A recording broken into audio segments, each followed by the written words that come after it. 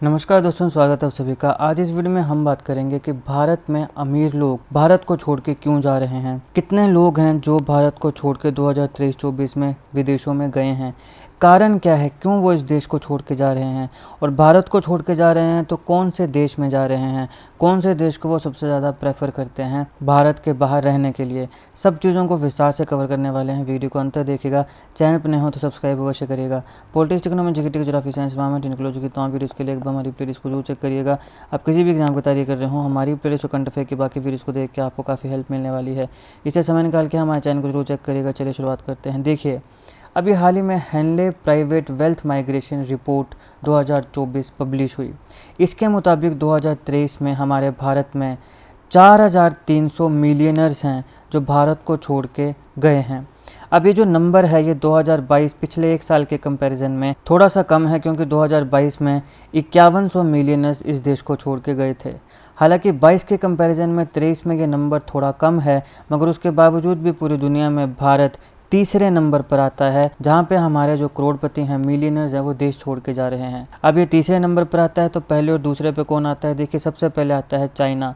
सबसे ज़्यादा millionaires China अपने देश को छोड़ के जा रहे हैं। फिर आता है यूके, यूनाइटेड किंगडम। तीसरे नंबर पर आता है भारत। अब देखिए, टॉप डेस्टिनेशन क्या है। अगर वो भारत को छोड़ के जा रहे हैं तो सबसे ज़्यादा कहाँ जा रहे हैं।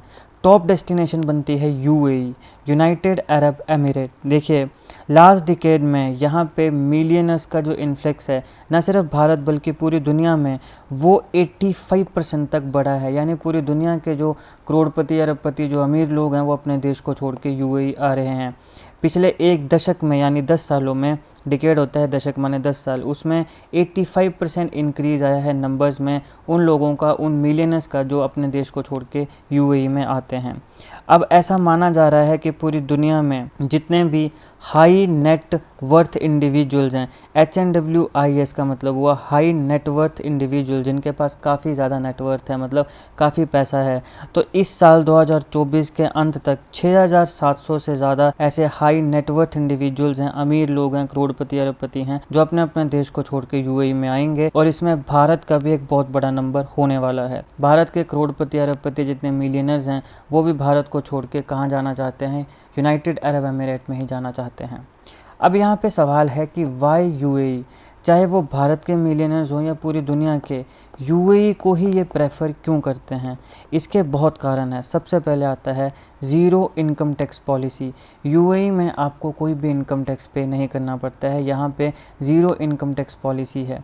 फिर आता है गोल्डन वीज़ा प्रोग्राम। यूएई ने एक गोल्डन वीज़ा प्रोग्राम की शुरुआत करी है, जहाँ पे आप 10 साल के लिए यूएई में आके रह सकते हैं। फिर आता है लग्जरी लाइफस्टाइल। भाई साहब, शेखों का देश है, बहुत पैसा है, वहाँ पर एक लग्जरी लाइफस्टाइल है। मतलब वहाँ पे आप इतनी लग्जरी गाड़ियाँ, जो आप में से बहुत लोगों का शायद सपना होगा, लैम्बोर्गिनी, मर्सिडीज़, वो तो ऐसे ही पड़ी रहती हैं, ऐसे मतलब ऐसे कबाड़ में पड़ी रहती हैं। तो एक अलग ही लेवल का लग्जरी लाइफस्टाइल आपको यूएई में देखने को मिलेगा। तो जिसके पास पैसा है वो ऑब्वियस सी बात है कि लग्जरी लाइफस्टाइल में जाएगा। फिर आता है सेफ्टी। अब ये एक फैक्ट है कि लॉ एंड ऑर्डर के मामले में जो यूएई है वो काफ़ी सेफ़ कंट्री है। यहाँ पे क्राइम का रेट बहुत ज़्यादा कम है। यहाँ पे आधी रात में भी लड़कियाँ अपनी मर्ज़ी के छोटे कपड़े पहन के घूम सकती हैं। यहाँ पे क्राइम रेट जो है वो काफ़ी कम है। तो यहाँ पे ये एक सेफ्टी बहुत बड़ा मुद्दा बन जाता है। स्ट्रेटेजिक लोकेशन, यूएई की एक स्ट्रेटेजिक लोकेशन है। आसपास बहुत ही सुंदर ओशियंस हैं, यहाँ पे कई आइलैंड्स हैं छोटे छोटे, तो ये भी एक स्ट्रेटेजिक लोकेशन कारण बन जाता है यूएई की प्रेफरेंस का। फिर आता है हेल्थ एंड एजुकेशन। वहाँ पे बच्चों की एजुकेशन के लिए काफ़ी ज़्यादा रिसोर्सेज हैं, काफ़ी इंटरनेशनल स्कूल्स हैं, काफ़ी अच्छी एजुकेशन है। इसके साथ साथ वहाँ पर हेल्थ केयर फैसिलिटीज़ काफ़ी अच्छी हैं, और वहाँ पे हॉस्पिटल में जाए तो एक्चुअली में आपकी केयर की जाएगी। मतलब ऐसा नहीं है कि भारत की तरह कि चलो पड़े रहो और देखा जाएगा, है ना। यहाँ पे गवर्नमेंट के प्राइवेट हॉस्पिटल्स में भी इतनी ज़्यादा केयर नहीं होती है जितना आपको बाहर कंट्रीज़ में, यूएई जैसे देशों में देखने को मिलेगी। तो हेल्थ एंड एजुकेशन भी एक बहुत बड़ा कारण बनता है कि क्यों जो मिलियनर है, जो काफ़ी पैसे वाला है, वो ऐसे देशों को प्रेफर कर रहा है। अब यूएई तो एक टॉप डेस्टिनेशन है, सबसे ज़्यादा यूएई में ही भारत के मिलियनर्स जाते हैं। लेकिन क्या इसके अलावा भी और कोई देश हैं? तो बिल्कुल हैं। इसके अलावा भारतीय मिलियनर्स यूएसए में जाते हैं, कनाडा में प्रेफर करते हैं जाना, ऑस्ट्रेलिया में प्रेफर करते हैं और सिंगापुर में प्रेफर करते हैं। अभी हाल ही में मुकेश अंबानी, जो हमारे भारत में सबसे अमीर आदमी माने जाते हैं, अडानी और मुकेश अंबानी के बीच में चला रहता है, कभी मुकेश अंबानी बन जाते हैं कभी अडानी। तो इस पॉइंट ऑफ टाइम पे मुकेश अंबानी अमीर आदमी हैं। तो मुकेश अंबानी और उनकी जो वाइफ हैं, ये दोनों सिंगापुर में बिना सिक्योरिटी के घूम रहे थे। ऐसी एक फ़ोटो सोशल मीडिया में काफ़ी वायरल हुई। अब आप बताओ, क्या ये ऐसा मुंबई में या दिल्ली जैसी जगहों पे कर सकते हैं? नहीं कर सकते हैं। लेकिन सिंगापुर में ये बिना सिक्योरिटी के आधी रात को घूम रहे हैं। तो ये सेफ्टी एक बहुत बड़ा कारण है जिसकी वजह से हमारे देश के जो मिलियनर्स हैं वो अदर देन इंडिया, यूएई है या ऑस्ट्रेलिया, सिंगापुर, ऐसे देशों को प्रेफर करते हैं। अब कनाडा कितना कि सेफ़ है मुझे नहीं पता। कनाडा में तो काफ़ी मतलब जैसे खालिस्तान के भी काफ़ी मुद्दे हमें देखने को मिलते हैं और भी बहुत इश्यूज़ हैं। यूएसए में गन वायलेंस चरमपंथ पर है, काफ़ी लोगों को बिना मतलब के ठोक दिया जा रहा है। तो ये डेस्टिनेशंस क्यों प्रेफर की जाती हैं? सेफ्टी के मामले में तो मैं नहीं मान सकता, मगर हाँ यहाँ पे हेल्थ केयर या एजुकेशन अच्छा हो सकता है। लेकिन यूएई के साथ साथ सिंगापुर और ऑस्ट्रेलिया, ये कुछ ऐसे देश हैं जो आप कह सकते हो सेफ़ हैं।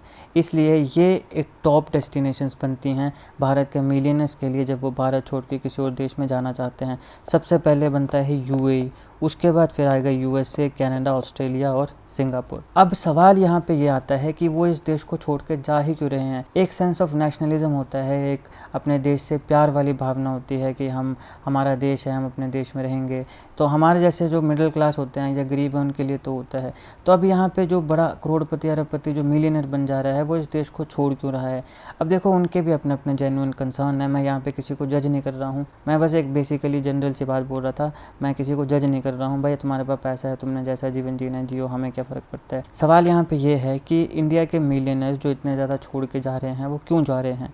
देखिए, यहाँ पे एक आता है बिज़नेस अपॉर्चुनिटीज़। उनको लगता है कि विदेशों में बिज़नेस अपॉर्चुनिटीज़ ज़्यादा हैं। फिर आता है बेटर हेल्थ केयर फैसिलिटीज़। हमने पहले भी देखा, जब हमने देखा कि यूएई टॉप डेस्टिनेशन क्यों है, तो यही कारण फिर इस देश से जाने का भी बन जाता है कि विदेशों में जाके बेटर हेल्थ केयर फैसिलिटीज़ आपको मिलेंगी। इस देश के कई ऐसे पॉलिटिशियंस हैं जो इस देश को चाट रहे हैं, इस देश में करप्शन कर रहे हैं, लेकिन अगर उनको गैस की प्रॉब्लम भी हो जाती है तो वो सिंगापुर या बाकी देशों में जाने लग पड़ते हैं। अब देखो, ये तो बेचारे जितने हमारे मिलियनर्स हैं ये तो मेहनत करके कमा रहे हैं।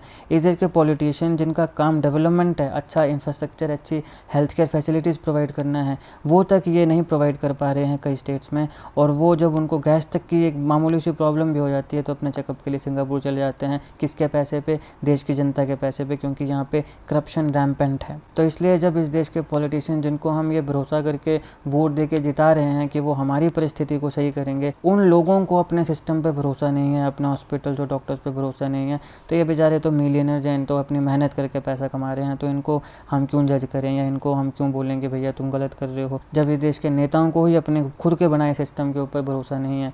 खुद के बनाए इसलिए क्योंकि अब हेल्थ केयर फैसिलिटीज़ हैं, इंफ्रास्ट्रक्चर है, लॉ एंड ऑर्डर है, इसको तो तुम्हारा फ़र्ज बनता है ना सही करना। तो जब तुम्हें खुद ही अपने सिस्टम पर भरोसा नहीं है, जिसको चलाना तुम्हारा काम है, जिसको सुदृढ़ करना तुम्हारा काम है, तो ये बेचारे तो करोड़पति अरबपति अपनी मेहनत से बने हैं, इनको कौन बोल सकता है? और क्यों बोले कोई भैया, ये मेहनत करके अपना पैसा बना रहे हैं। फिर आता है गुड एजुकेशन फॉर चिल्ड्रन। अब ये भी एक बात है, भारत का एजुकेशन सिस्टम जो है वो भी मतलब बड़ा ही सड़ा गला है अगर मैं बोल सकूं तो। यहाँ पे सिर्फ क्रैमिंग के ऊपर ही पूरा फोकस किया जाता है। भाई आपको किताब दे दी जाएगी, आपको गाइड दे दिए जाएंगे, वे पकड़ो, पढ़ो और रट्टा मारो और अगले दिन जाके टेस्ट में या पेपर में उगल आओ। तो यहाँ पे एक प्रैक्टिकल एजुकेशन की भी कमी है। तो बच्चों को बाहर गुड एजुकेशन, अच्छी एजुकेशन मिलती है इन मिलियनर्स के बच्चों को, तो ये भी एक बात है। फिर आता है स्टैंडर्ड ऑफ लिविंग। वहाँ पे लग्जरी लाइफस्टाइल है, अच्छी हेल्थ केयर फैसिलिटीज़ हैं, सब चीज़ें रीच में हैं, तो एक स्टैंडर्ड ऑफ लिविंग जो है वो भी एक अपलिफ्ट होता है। और मनी का एंड गोल यही है। कई लोगों को पैसे पे घमंड हो जाता है, कभी कुछ है।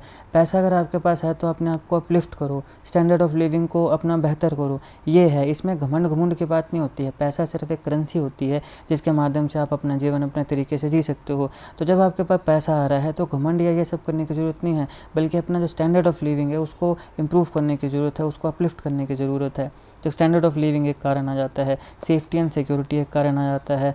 भैया भारत में उनको लगता है कि उनके लिए सेफ्टी नहीं है। अब हमने कोविड के समय भी देखा कि जैसे सीरम इंस्टीट्यूट ऑफ इंडिया के जो डायरेक्टर थे उस समय जो आदर पुणे वाला हैं, क्योंकि उनके पिताजी ने शुरू किया था तो अभी वो संभाल रहे हैं, तो उनको भी देश छोड़ के किसी और में लंदन में जाना पड़ा, क्योंकि उनको धमकियाँ देने लगे लोग कि भैया सबसे पहले हमें वैक्सीन दो, है ना। तो ऐसा नहीं होता है, हर एक चीज़ें सिस्टमेटिकली करनी होती हैं, तो इसलिए सेफ्टी और सिक्योरिटी एक कंसर्न बन जाता है।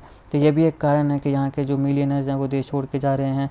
फिर फाइनेंशियल कंसर्न्स भी होते हैं, जैसे टैक्सेस और रिटायरमेंट। अब भारत में टैक्स रेट्स बहुत ज़्यादा हाई हैं, हालांकि भारत एक डेवलपिंग कंट्री है, तो ऑब्वियसली टैक्स से ही जो पैसा आएगा उसी से हम डेवलप करेंगे। मगर यहाँ प्रॉब्लम ये है कि जो अमीर आदमी मेहनत करके पैसा दे रहा है, टैक्स दे रहा है, और उस टैक्स को अगर पूरी तरीके से यूज़ कर लिया जाए तो दिक्कत नहीं है, लेकिन उसमें भी जब इतनी ज़्यादा करप्शन होती है तो फिर प्रॉब्लम आती है, क्योंकि ऑलरेडी हमारे यहाँ पे टैक्स बहुत ज़्यादा हाई है। तो फिर टैक्स जो है ये एक इशू बन जाता है। रिटायरमेंट, कुछ प्लान्स भी होते हैं कि हमारी रिटायरमेंट हो जाएगी तो फिर हम कैसे मैनेज करेंगे चीज़ों को, है ना। हमारे पास एक फाइनेंशियल बैकिंग होनी चाहिए, तो ये सब चीज़ें भी आ जाती हैं। तो एक फाइनेंशियल कंसर्न भी यहाँ पे बना होता है। तो ये कारण आते हैं जिसके वजह से हमारे जो मिलियनर्स हैं वो देश छोड़ के विदेशों में जाना प्रेफर करते हैं। इसमें एक कारण लाइफस्टाइल के फैक्टर्स भी बनते हैं, जिसमें नेचर है, क्लाइमेट है, पोल्यूशन है। अब क्लाइमेट चेंज रियलिटी है, क्लाइमेट चेंज की वजह से भारत में ही देखो आपको फ्लैश फ्लड्स देखने को मिल रहे हैं, क्लाउड बर्स्ट देखने को मिल रहे हैं, इसके साथ साथ लैंडस्लाइड्स देखने को मिल रही हैं। हमारी एटमॉस्फेरिक रिवर्स जो हैं वो अपनी रास्ता बदल रही हैं, डायरेक्शन बदल रही हैं। हमें आर्कटिक एम्प्लीफिकेशन देखने को मिल रही है। क्या होता है flash flood, cloud burst, landslides, Arctic amplification और एटमॉस्फेरिक रिवर्स, इन सारों को मैंने अच्छे से अलग वीडियोज़ में कवर किया है, ज़रूर देखिएगा, लिंक मैं डिस्क्रिप्शन बॉक्स में दे दूँगा।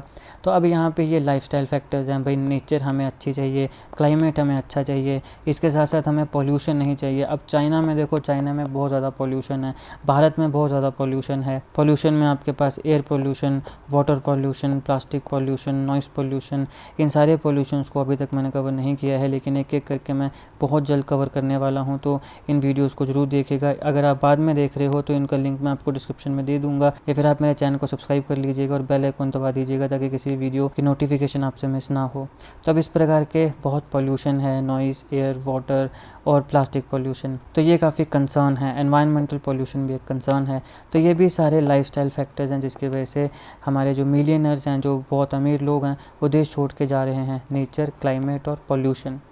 अब क्या भारत के लिए ये कंसर्न है, क्योंकि हमारे जो ब्रिलियंट माइंड्स हैं, यंग माइंड्स हैं, इतने पैसे वाले लोग हैं, वो देश छोड़ के जा रहे हैं, तो ये हमारे लिए कंसर्न है। वेल, अगर फाइनेंशियली इसको देखा जाए तो ये हमारे लिए इतना बड़ा कंसर्न नहीं है। ऑब्वियसली ये कंसर्न तो होगा ही, लेकिन ये कोई इतना बड़ा कंसर्न नहीं है। कारण ये है कि हमारा भारत, जितने लोग मिलियनर्स या अमीर लोग इस देश को छोड़ के जा रहे हैं, उससे ज़्यादा हाई नेट वर्थ इंडिविजुअल्स को प्रोड्यूस कर रहा है। जितने अमीर मिलियनर्स इस देश को छोड़ के जा रहे हैं, उतने ही अमीर लोग या उससे ज़्यादा अमीर लोग हर साल इस देश को मिल रहे हैं। उतने ज़्यादा करोड़पति, अरबपति इस देश को हर साल मिल रहे हैं। तो इसलिए ये कहीं ना कहीं बैलेंस हो जाता है। ऑब्वियस ये बात है, अगर जो जा रहे हैं वो भी नहीं जाएं तो वो भी बेहतर होगा, क्योंकि ये जॉब्स क्रिएट कर रहे हैं, जॉब्स प्रोवाइड कर रहे हैं, और ऑब्वियसली पैसे का टैक्स देंगे तो उससे भी गवर्नमेंट के पास टैक्स का जो मनी है वो भी ज़्यादा आ जाएगा। तो अगर ईमानदारी से हमारी सरकारें और प्रशासन काम करेगा तो और ज़्यादा पैसा देश की डेवलपमेंट के लिए लगाया जा सकता है। लेकिन फॉर द टाइम बिंग, अब क्योंकि कुछ लोग जा रहे हैं तो उनको रोका तो जा नहीं सकता है, तो इसलिए यहाँ पे कोई इतना बड़ा कंसर्न ये नहीं है, क्योंकि ये कहीं ना कहीं बैलेंस हो जा रहा है। जितने लोग जा रहे हैं उतने ही नए अमीर लोग, अरबपति लोग या हाई नेटवर्थ इंडिविजुअल्स इस देश में हर साल प्रोड्यूस हो रहे हैं। दूसरा एक कारण ये भी है कि जितने भी लोग इस देश को छोड़ के जाते हैं, जितने मिलियनर्स, उनमें से अधिकतम का अपना जो बिज़नेस है वो भारत में ही रहता है। अधिकतम अपना बिज़नेस इंडिया में ही रिटेन करते हैं, या फिर भारत उनके लिए एक सेकंड होम होता है। तो इसलिए ये दो ऐसी चीज़ें हैं जिसके लिए हम ऐसा कह सकते हैं कि मिलियनर्स का देश से बाहर जाना कोई इतना बड़ा कंसर्न नहीं है। लेकिन मैंने जैसे पहले कहा कि ये कहीं ना कहीं बैलेंस कर रहा है, मगर अगर वो ना जाएं तो और ज़्यादा फ़ायदा भारत को होगा, क्योंकि ये जॉब्स क्रिएट कर रहे हैं, काफ़ी लोगों को नौकरियां मिल रही हैं, और इसके साथ साथ पैसा भी इस देश को आ रहा है। मगर फॉर द टाइम बिंग अब वो जा रहे हैं, तो यहाँ पे बात यही है कि हमें इतना ज़्यादा कंसर्न नहीं है इन लोगों के जाने का, क्योंकि जितने जा रहे हैं उससे ज़्यादा हाई नेटवर्थ इंडिविजुअल्स पैदा हो रहे हैं, और जितने जा रहे हैं उनमें से मैक्सिमम अपना बिज़नेस भारत में रिटेन करते हैं। मगर अब यहाँ पे इसका मतलब ये नहीं है कि जो इश्यूज़ हैं जिसकी वजह से वो किसी और देश को प्रेफर कर रहे हैं, उसके ऊपर हम काम ना करें। उन्होंने बात करी हाई टैक्स रेट्स की, हमारी गवर्नमेंट को इसके ऊपर सोचना चाहिए। क्लाइमेट चेंज की बात करी, इसके ऊपर काम होना चाहिए। पोल्यूशन को रोकने का काम होना चाहिए। हेल्थ इंफ्रास्ट्रक्चर अच्छा होना चाहिए। एजुकेशन अच्छी होनी चाहिए, क्योंकि ये जो चीज़ें हैं ये सिर्फ अमीर व्यक्ति तक सीमित नहीं हैं। अगर आप हाई टैक्स रेट्स को छोड़ दें तो बाकी चीज़ें जो बच गई ये तो गरीब और मिडिल क्लास के लिए भी इम्पोर्टेंट है। समझ लो आप, क्लाइमेट चेंज की जो एडवर्स इफेक्ट्स दिख रहे हैं तो ऐसा थोड़ी कि वो सिर्फ अमीर को ही दिख रहे हैं, वो तो मिडिल क्लास और गरीब को भी दिख रहे हैं। पॉल्यूशन से ऐसा थोड़ी कि अमीर आदमी ही अफेक्ट हो रहा है, गरीब और मिडिल क्लास भी हो रहा है। हेल्थ इंफ्रास्ट्रक्चर अमीरों को ही थोड़ा ना अच्छा चाहिए, ज़िंदगी तो सारों की ज़रूरी है, जितनी अमीर की है उतनी ही गरीब की है। हमारे संविधान इक्वालिटी की बात करता है, हमारा संविधान बात करता है कि सब बराबर हैं, तो इसलिए सारों की हेल्थ जो है वो इक्वली इम्पॉर्टेंट है। एजुकेशन ज़रूरी थोड़ी है कि किसी अमीर आदमी के बच्चे को ही अच्छी एजुकेशन मिले, जो गरीब आदमी का बच्चा है उसे भी अच्छी एजुकेशन मिलनी चाहिए, उसे भी एक प्रैक्टिकल एजुकेशन मिलनी चाहिए। वो क्यों रट्टू तोता बना रहे, क्यों सिस्टम उसके ऊपर थोप रहा है कि आपने बस रटना है और अगले दिनों को लाना है। उस बेचारे बच्चे को भी प्रैक्टिकल एजुकेशन मिलनी चाहिए। राइट टू एजुकेशन ये हमारा फंडामेंटल राइट है। राइट टू एजुकेशन को मैंने अच्छे से अलग वीडियो में कवर किया, जरूर देखिएगा, लिंक मैं डिस्क्रिप्शन में दे दूंगा। अब जब राइट टू एजुकेशन की बात आती है तो ऐसा थोड़ी कि सिर्फ अमीर आदमी का ही है, गरीब और मिडिल क्लास के बच्चे को भी राइट टू एजुकेशन है, उसको भी अधिकार है अच्छी शिक्षा का। तो इसलिए ये जो कंसर्न्स हैं ये सिर्फ अमीरों के कंसर्न नहीं है। हो सकता है कि इन चीज़ों के लिए अमीर लोग इस देश को छोड़ के जा रहे हैं, लेकिन ये जो कंसर्न है ये गरीब और मिडिल क्लास के भी उतने ही हैं। तो इसलिए ऐसा नहीं है कि भाई जो जा रहा है वो जाए और जो हमारे में कमी है उनको हम नहीं देखेंगे। हमें अपनी कमियों को भी सुधारना पड़ेगा और इन चीज़ों को सुधारना पड़ेगा। एजुकेशन को अच्छा करना पड़ेगा, हेल्थ फैसिलिटीज़ को अच्छा करना पड़ेगा, पॉल्यूशन कंट्रोल करना पड़ेगा, क्लाइमेट चेंज को भी सुधारना पड़ेगा। अब यहाँ पे सवाल आती है, हम बार बार कह रहे हैं मिलियनर्स या हाई नेटवर्थ इंडिविजुअल्स, तो ये हैं कौन? कितना पैसा चाहिए जब आपको माना जाएगा कि आप मिलियनर हो या फिर आप हाई नेटवर्थ इंडिविजुअल हो? तो देखिए, हेनली रिपोर्ट जो है वो कैसे डिफ़ाइन करती है मिलियनर्स और हाई नेटवर्थ इंडिविजुअल्स को। हेनली के मुताबिक कोई भी एक इंडिविजुअल जिसके पास इन्वेस्टेबल वेल्थ $10 लाख या उससे ज़्यादा है, $10 लाख या उससे ज़्यादा किसी के पास लिक्विड इन्वेस्टेबल वेल्थ है। अब ये लिक्विड वेल्थ क्या हुई? जैसे शेयर मार्केट, क्रिप्टो में जो पैसा लगाया जाता है, और इन्वेस्टेबल वेल्थ के हाँ भाई तुमने कहीं ना कहीं इन्वेस्ट किया है या फिर तुम्हारे पास है पैसा कि तुम इन्वेस्ट कर सकते हो। इन्वेस्टेबल वेल्थ कितनी? $10 लाख या उससे ज़्यादा। अब ये $10 लाख इंडियन करेंसी में कितना बनता है? 8.34 करोड़ रुपया। तो $10 लाख या 8.34 करोड़ रुपए से ज़्यादा अगर आपके पास लिक्विड इन्वेस्टेबल वेल्थ है तो आप मिलियनर या हाई नेटवर्थ इंडिविजुअल कहलाए जाओगे अकॉर्डिंग टू हेनली रिपोर्ट। तो ये मतलब है HNWI का, किस व्यक्ति को हाई नेट वेल्थ इंडिविजुअल या फिर मिलियनर बोला जाएगा? किसी ऐसे इंडिविजुअल को जिसके पास लिक्विड इन्वेस्टेबल वेल्थ $10 लाख से ज़्यादा है और अपनी भारतीय करेंसी में 8.34 करोड़ रुपया या उससे ज़्यादा है, तो उसको हम क्या कहेंगे? मिलियनर कहेंगे, हाई नेट वेल्थ इंडिविजुअल कहेंगे। भारत में इस समय 3,26,400 हाई नेट वेल्थ इंडिविजुअल्स हैं, या आप बोल सकते हो कि मिलियनर्स हैं। ये 10th हाईएस्ट है पूरी दुनिया में। पूरी दुनिया में अगर मिलियनर्स का नंबर देखा जाए तो हम 10वें नंबर पर आते हैं, 3,26,400 हाई नेट वेल्थ इंडिविजुअल्स या मिलियनर्स के साथ। भारत में 3rd हाईएस्ट नंबर है बिलियनर्स का। सिर्फ मिलियनर्स, ये तो मिलियनर्स की बात हुई, अब बिलियनर्स की बात करते हैं, जैसे अडानी, अंबानी, ये सब तो बिलियनर्स हैं। तो भारत में 3rd हाईएस्ट नंबर है बिलियनर्स का। इस पॉइंट ऑफ टाइम पे जब मैं ये वीडियो बना रहा हूँ तो उस समय हमारे भारत में कितने बिलियनर्स हैं? 120 बिलियनर्स हैं। इंडिया में इस पॉइंट ऑफ टाइम पे कितने बिलियनर्स हैं? 120 बिलियनर्स के साथ भारत 3rd हाईएस्ट बिलियनर्स के नंबर वाला देश बन जाता है। मिलियनर्स की बात करें तो वो 10th हाईएस्ट बनता है, 3,26,400। ये था इस लेक्चर का एनालिसिस, जहाँ पे हमने हर चीज़ को विस्तार से कवर किया। भारत के जो मिलियनर्स हैं वो क्यों इस देश को छोड़ के जा रहे हैं, क्या कारण है, टॉप डेस्टिनेशन क्या है, सबसे ज़्यादा कहाँ जाने के लिए वो अपनी प्रेफरेंस रखते हैं। तो हमने देखा UAE, फिर उसके अलावा हमने और देश भी देखे, सिंगापुर, ऑस्ट्रेलिया, अमेरिका, कनाडा। फिर हमने देखा ये क्यों जा रहे हैं। फिर हमने देखा कि UAE में ऐसा क्या है कि सबसे ज़्यादा लोग ना सिर्फ भारत बल्कि पूरी दुनिया के मिलियनर्स जो हैं वो वहीं पे जाना प्रेफर करते हैं। फिर मैंने क्लाइमेट चेंज के कुछ इश्यूज़ बताए हैं आपको, जैसे लैंडस्लाइड्स मैंने बहुत अच्छे से कवर करी है। Landslides, atmospheric reverse, Arctic amplification, flash floods, cloud burst, इसके साथ बाकी भी जो वीडियोज़ मैंने बताई उन सबका लिंक आपको डिस्क्रिप्शन में मिल जाएगा। एक बार जरूर चेक करिएगा। वीडियो अगर अच्छे लगे तो लाइक करिएगा, शेयर करिएगा। Politics, economy, GK, geography, science, environment, ecology, तमाम वीडियोज़ के लिए एक बार हमारी प्लेलिस्ट को जरूर चेक करिएगा। आप किसी भी एग्जाम की तैयारी कर रहे हो, हमारी प्लेलिस्ट और करंट अफेयर की बाकी वीडियोज़ को देख के आपको काफ़ी हेल्प मिलने वाली है। इधर समय निकाल के हमारे चैनल को जरूर चेक करिएगा। GK current affair, GK tricks ऐसी वीडियोज़ के लिए हमारे चैनल को सब्सक्राइब करिएगा। बेल आइकन को जरूर दबा दीजिएगा ताकि किसी वीडियो की नोटिफिकेशन आपसे मिस ना हो। आपका बहुत बहुत धन्यवाद।